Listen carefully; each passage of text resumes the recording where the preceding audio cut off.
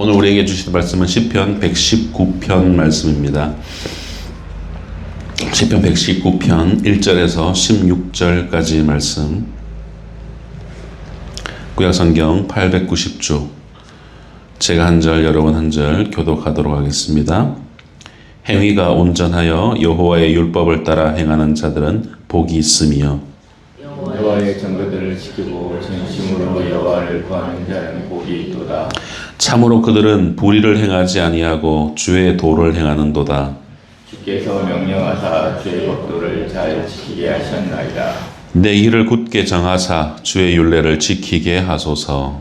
내가 주의 모든 계명에 주의할 때에는 부끄럽지 아니하리이다.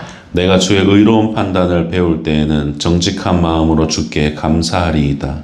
내가 주의 율례들을 지키오리니 나를 알지 버리지 마옵소서. 청년이 무엇으로 그의 행실을 깨끗하게 하리이까? 주의 말씀만 지킬 따름이니이다. 내가 진심으로 주를 찾아서 주의 계명에서 떠나지 말리옵소서. 내가 주께 범죄하지 아니하려 하여 주의 말씀을 내 마음에 두었나이다. 찬송을 받으실 주 여호와여, 주의 율례를 내게 가르치소서. 주의 입의 모든 규례들을 나의 입술로 선포하였으며 내가 모든 재물을 즐거움같이 주의 증거들의 물을 즐거워하나이다. 내가 주의 법도들을 작은 소리로 읊조리며 주의 길들에 주의하며 주의 율례들을 즐거워하며 주의 말씀을 잊지 아니하리이다. 아멘. 여러분, 우리 기독교는 그 누가 뭐라고 해도 말씀의 종교입니다. 말씀이 육신이 되어 우리 가운데 오셨고 그 말씀은 좌우의 날선검 같이 우리의 심령을 찔러 쪼개기까지 하는 능력이 있습니다. 수술할 수 있는 능력이 있다는 말이죠. 오늘부터 계속해서 살펴보게 될 시편 119편은 바로 그 말씀을 따라 살아가는 사람의 삶의 행복을 노래하고 있는 시편입니다. 우리가 익히 가장 긴 시편으로 알고 있죠. 이 시편 119편은 아주 독특한 구조를 가지고 있습니다.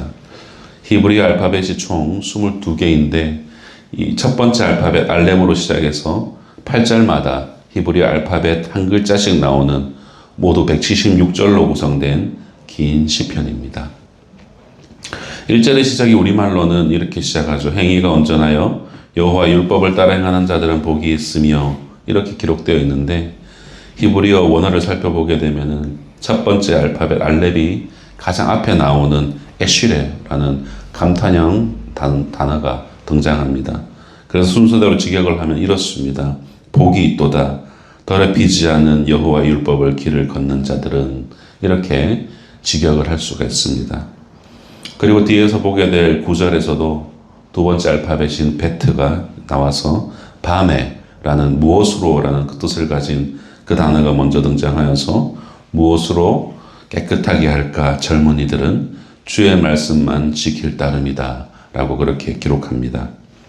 이와 같이 일정한 패턴을 이용한 시적 패턴을 답관체라고 합니다. 시편에서는 이런 답관체가 굉장히 많은데 그 중에 단연 백미가 바로 우리가 오늘부터 보게 될 시편 119편입니다. 이 시편 119편의 핵심 내용은 신명기의 말씀을 순종하라는 것입니다. 이 시에서 말씀된 이 말씀과 관련된 단어들이 계속해서 다양하게 등장을 합니다. 규례라든가 판단, 법도, 명령, 계명, 율법, 이런 식으로 많이 다르게 다양하게 표현되어지는 것은 결국 신명기의 언약 조항을 뜻하고 있는 것들이죠. 이 시편의 저자와 연대는 알 수가 없습니다. 미상입니다. 다윗이 쓰는 것은 아니라고 학자들은 주장을 합니다. 여호와 율법에 대한 뜨거운 열정이 가장 잘 표출된 명시 중의 명시가 바로 이 시편 119편입니다. 또 이 시편 119편에는 몇 가지 특이사항이 있는데, 첫 번째로는 이 내용이 하나님 자체 여호와를 바라보면서 찬송하는 것이 아니라 하나님께서 주신 그의 계시, 말씀을 찬양하고 있다는 점입니다. 두 번째로는 성경에서 가장 긴 절수를 가지고 있음에도 불구하고 내용은 가장 단순하고 정교한 짜임새를 가지고 있다는 점입니다. 더 놀라운 사실은 176절 가운데서 122절과 132절 단 2절을 제외한 나머지 모든 절에서는 말씀과 관련된 단어들이 계속해서 언급되어진다라는 거죠. 무슨 말이냐? 단일성이 있다는 겁니다. 한 주제로 온전히 단일해서 한 곳만 파고 있다라는 것을 우리에게 알려줍니다. 세 번째로는 내용은 율법을 말하고 있지만 실제로는 그 강조하는 바가 조금씩 다른 법이나 증거, 도, 법도, 규례, 율례, 계명, 판단, 약속, 말씀 이런 단어들을 계속해서 반복해서 돌아가며 사용하면서 하나님 말씀의 다양성을 보여준다는 것이죠.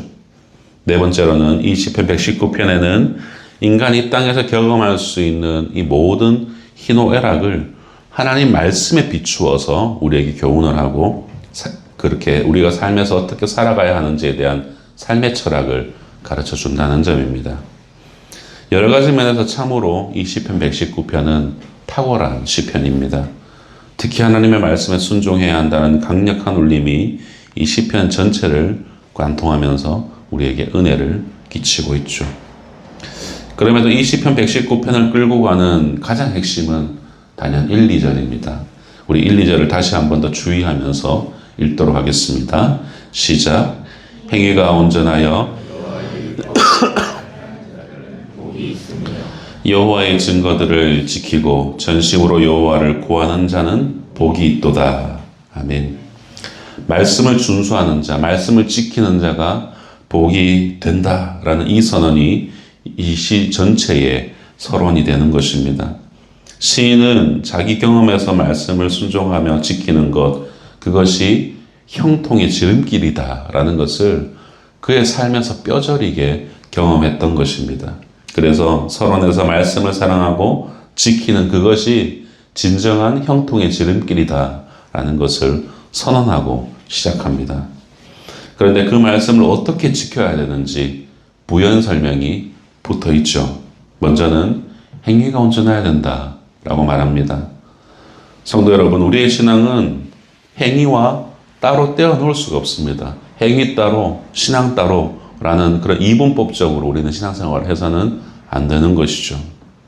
온전하다라는 이 단어, 히브리어 타밈이라는 단어는 순결하다라는 단어를 뜻입니다. 흠이 없다는 의미를 내포하고 있습니다. 그의 행위 가운데 흠이 없는 것, 그것이 바로 타밈입니다. 이런 행위의 온전함은 바로 여호와의 율법, 주께서 주신 그 말씀을 따라 걷는 삶과 이어져 있습니다. 또한 여호와의 율법을 따라 걷는 삶은 지속성이라는 것을 함의하고 있습니다. 무슨 말인가? 그의 길을 따라 계속해서 걸어가야 길을 잃지 않는다라는 것입니다. 즉 행위의 온전함이라는 것은 여호와의 말씀을 따라 지속적으로 걸어온 그의 삶의 결과물이다라는 것입니다. 여러분, 마찬가지로 2절도 같은 이야기를 하고 있습니다. 여호와의 증거를 지키고 전심으로 여호와를 구하는 자가 복이 있다라고 하죠. 핵심이 무엇인가? 바로 전심으로 여호와를 구하는 것에 있다는 것이죠. 전심으로 여호와를 구하는 것, 이것은 바로 신명기 6장 5절의 말씀을 압축해서 보여주는 것입니다. 너는 마음을 다하고 뜻을 다하고 힘을 다하여 내 하나님 여호와를 사랑하라. 바로 신명기의 핵심 말씀, 바로 신명기 6장 5절의 말씀을 압축해 놓은 것이죠. 따라서 성경이 말씀하는 복은 바로 이런 사람들의 것이다. 전심으로 하나님을 사랑하는 자들이 성경에서 말하는 복을 누릴 수 있게 된다라는 것입니다. 그 길에서 떠나지 않고 지속적으로 그 길을 걸어가는 사람들이 누리게 되는 것들이다 라는 것을 서두에서 우리에게 말하고 있는 것입니다. 사랑하는 성도 여러분, 시편 119편은 바로 이런 복에 대한 묵상이라고 볼 수 있습니다. 여호와의 말씀을 따라 살아가는 신앙생활의 복, 그것에 대한 묵상입니다. 그 핵심은 지속성이고 그로 인한 삶의 열매들입니다. 그럴 때 주님이 주시는 진정한 평안과 기쁨, 그리고 감사와 축복이 우리의 삶이 되는 것이죠. 이런 관점을 가지고 우리 시편 119편을 계속해서 살펴가도록 하겠습니다. 여러분 3절도 역시 1, 2절의 지배를 받습니다. 그렇게 복 있는 사람이 어떻게 한다고 합니까? 불의를 행하지 않는다고 합니다. 주의 도를 행한다는 말은 그의 길을 따라 걷는다라는 말이죠. 따라서 여기서 행한다라는 말은 지속적으로 그 길을 걸어간다는 의미입니다.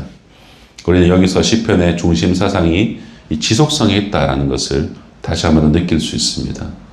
계속해서 주의 길을 따라 걸어가야 그 길에서 탈선하지 않을 수 있는 것입니다.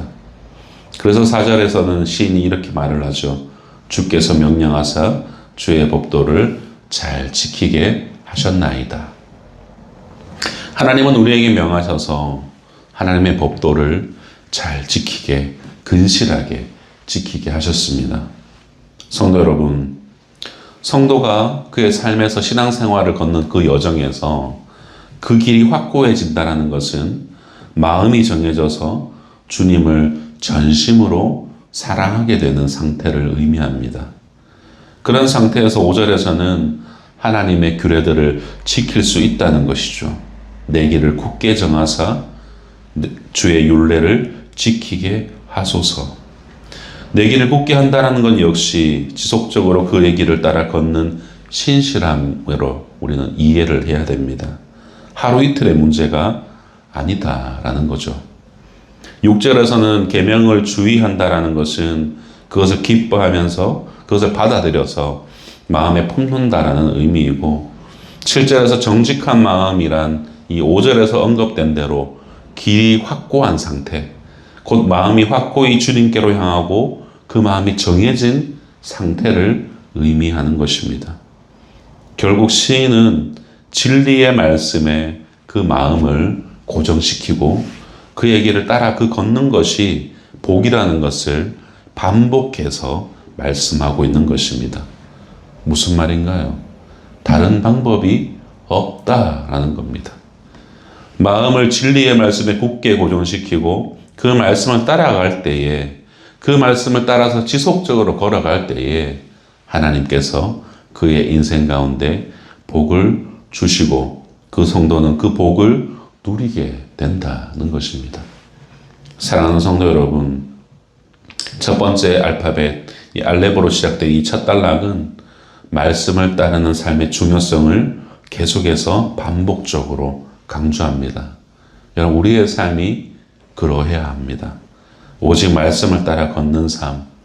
좀 지루해 보일 수도 있고, 아이고, 계속 말씀 이러는데, 아유, 좀, 말씀 좀 그만 좀 말씀하세요. 라고 우리가 항변할 수 있겠지만, 말씀을 반복해서 따라가는 삶 말고는 우리가 복을 받을 수 있는 길은 없다는 것을 기억하셔야 됩니다. 뜬금없이 하나님께서 하늘에서 네 애따 복 받아라 라고 주시지 않는다는 거예요. 말씀을 따르는 삶 자체가 복이다 라는 것을 기억하시는 저와 여러분 되기를 소망합니다. 이어지는 9절부터는 두 번째 알파벳 베트로 시작하는 두 번째 단락입니다. 9절 말씀 같이 한번 읽어보겠습니다. 시작. 주의 말씀만 지킬 따름이니이다. 아멘. 이 단락의 핵심은 청년이 무엇으로 그 행실을 깨끗하게 할 수 있느냐라는 질문에 있습니다. 이 질문에 대한 답변들로 이 단락을 이루어가고 있기 때문입니다. 여기서 청년으로 사용된 단어는 나르라는 단어인데 소년에서 젊은 청년까지를 다 담을 수 있는 그런 단어입니다. 청년이 무엇으로 그 행실을 깨끗하게 혹은 순결하게 할 수 있느냐라는 질문에 대한 대답으로 주의 말씀을 지키는 것이 유일한 길로 제시되고 있습니다. 여기서도 첫 단락과 마찬가지로 행실을 거룩하게 하는 문제를 거론하고 있습니다. 여러분, 신앙생활의 본질은 행실이 거룩하여지는 것입니다. 말씀이 우리 안에 들어와서 일어나는 변화가 무엇이냐? 바로 행실이 거룩하여지는 것입니다. 성도 여러분, 일상의 행실이 그 사람을 설명하는 것이죠. 그렇지 않습니까? 우리가 누군가를 설명할 때에, 누군가를 이해할 때에, 그 사람을 판단할 때에 그 사람의 행실을 보고 판단합니다. 그 사람에서 나타나는 실제 행동, 행실을 통해서 그 사람을 알 수 있듯이 거룩한 행실을 통하여서 하나님 백성의 모습을 엿볼 수가 있는 것이죠. 그래서 청년에게 이 인생이라는 긴 시간에 어떻게 하나님의 백성처럼 행실이 거룩한 삶을 살아갈 수 있겠느냐라는 질문에 대해서 10절과 11절에서는 이어서 그 방법에 대해서 말을 하죠. 말씀을 떠나지 않아야 된다. 11절에서는 그 말씀을 마음에 두는 행실로 나타나야 된다 라고 표현을 합니다. 이 부분의 핵심 또한 주의 계명에서 떠나지 않는 끈기, 지속성에 있습니다. 사랑하는 성도 여러분, 믿음에서 믿음에 이르는 긴 여정에서 우리의 승부처가 무엇일까? 다른 것 없습니다. 오직 어떻게 지속적으로 주의 길을 따라 걸어갈 수 있느냐라는 문제입니다. 한순간의 열정으로 어떤 헌신을 다짐할 수 있지만 그 이후에 헌신을 지속하려면 지속적인 말씀의 공급이 있어야 됩니다. 그 말씀의 공급은 목회자가 주는 것이 아닙니다. 목회자는 여러분을 잠시 깨우는 역할이지 말씀의 공급은 여러분 스스로 갈망하셔야 되는 거예요. 노력하셔야 된다는 겁니다. 14절을 보십시오. 내가 모든 재물을 즐거워함 같이 주의 증거들의 도를 즐거워하였나이다 라고 기자는 고백합니다. 말씀 속에 담겨진 진리의 도를 즐거움으로 스스로 찾아야 합니다. 갈망해야 됩니다. 갈급해야 합니다. 목마른 사슴이 시냇물을 찾아 갈급함 같이 말씀을 갈망하며 말씀을 찾아야 된다라는 말씀입니다. 그런데 여러분 이 즐거움을 굉장히 재미있게 비유하죠. 재물을 찾는 즐거움으로 비유합니다. 시인은 재물을 즐거워함 같이 주의 말씀을 즐거워했다라고 말씀하고 있습니다. 도저히 비교해서는 안 될 재물과 말씀의 진리, 이 두 가지를 비교하고 있지만 재물과 말씀을 비교선상에 올려놓고 있는 이 부분이 이 구절의 핵심입니다. 정말 솔직한, 참으로 시인의 진정한 속마음을 드러낸 핵심 구절이 아닐 수가 없습니다.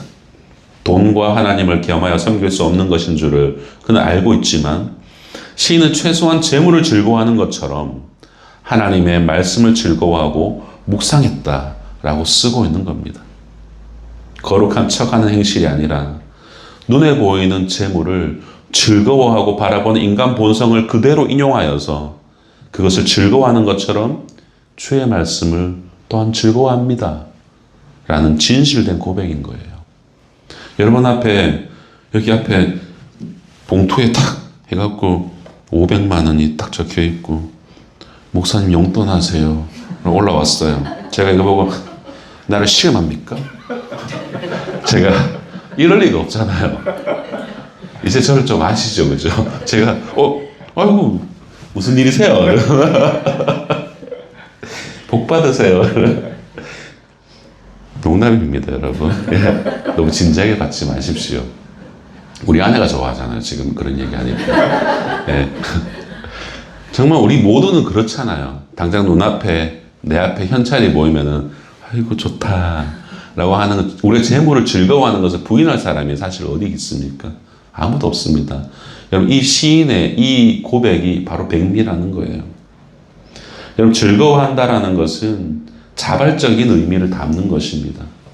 말씀을 즐거워하고 그 율법을 주야로 묵상하는 자가 복이 있는 사람이라는 시편 1편이 생각나는 부분이기도 합니다. 그렇게 시인은 청년이 그 행실을 깨끗하게 할 수 있는 것이 무엇인가 라고 질문을 하고 유일한 길이 여호와의 율법을 즐거워하고 그 율법을 주야로 묵상하는 것이며 그의 길을 따라 걷는 것이라고 말하면서 두 번째 단락을 마무리합니다. 왕관의 보석 같은 사랑하는 성도 여러분, 말씀을 맺겠습니다. 여러분 시편 119편은 시편 전체의 주제를 대표하는 시편 1편의 말씀을 구체적으로 펼쳐놓은 시다라고 그렇게 해석을 합니다. 시편 1편 1, 2절 말씀 같이 주의하는 마음으로 읽겠습니다. 시작. 복 있는 사람은 악인들의 꾀를 따르지 아니하며 죄인들의 길에 서지 아니하며 오만한 자들의 자리에 앉지 아니하고 오직 여호와의 율법을 즐거워하여 그의 율법을 주야로 묵상하는도다. 아멘. 여러분, 복 있는 삶 살고 싶으시죠? 그죠? 싫어할 사람이 어디 있겠습니까? 이 말씀을 여러분 가슴 가장 깊은 곳에 새기시기 바랍니다. 말씀을 따라 지속적으로 걷는 삶. 힘들지만 그 걸음을 걸어가는 삶. 그 삶 가운데 행실을 깨끗하게 하고 불의를 멀리하고 말씀을 즐거워하며 말씀을 갈급하며 그것을 가까이 하는 삶. 그 외에는 복 있는 사람이 되는 왕도가 없다. 그것을 여러분 잊지 마셔야 됩니다. 오늘도 그 믿음의 길을 잘 걸으시는 그런 저와 여러분이 되시기를 주님의 이름으로 축복합니다. 기도하겠습니다. 하나님 아버지 감사합니다.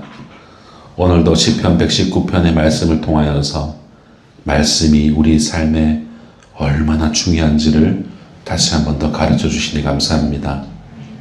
앞으로 12월 동안 이 말씀의 중요성에 대해서 매번 우리의 심령을 때리는 말씀을 주실 때에 하나님 우리가 혹여라도 말씀을 경홀히 여기며 지내온 그런 시간들을 잊지 않았는지 돌아보게 하여 주시고 말씀을 따라 지속적으로 걷는 삶, 그 길이 비록 힘들고 어렵지만 그 걸음을 걸어내는 삶, 그 가운데 행실을 깨끗하게 하고 불의를 멀리하고 말씀을 갈망하며 갈급하며 말씀을 가까이 하는 삶을 사는 그것이 진정한 복이 있는 성도임을 알게 하여 주시옵소서. 오늘 하루를 또한 우리는 살아갑니다. 주님, 우리가 믿음으로 우리의 삶의 길을 걸어갈 수 있도록 힘주시고 동행하여 주시고 은혜를 베풀어 주옵소서. 감사드리며 우리 구주 예수님 이름으로 기도드립니다. 아멘.